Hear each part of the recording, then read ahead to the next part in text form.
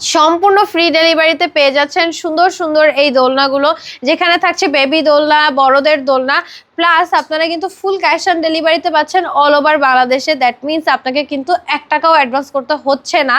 আপনি ডেলিভারি পাওয়ার পরে দেখে শুনে বুঝে কোয়ালিটি, তারপর হচ্ছে শুধুমাত্র দোলনার প্রাইসটা দিবেন। এই সুন্দর দোলনাটার প্রাইস হচ্ছে মাত্র 1500 টাকা পড়বে।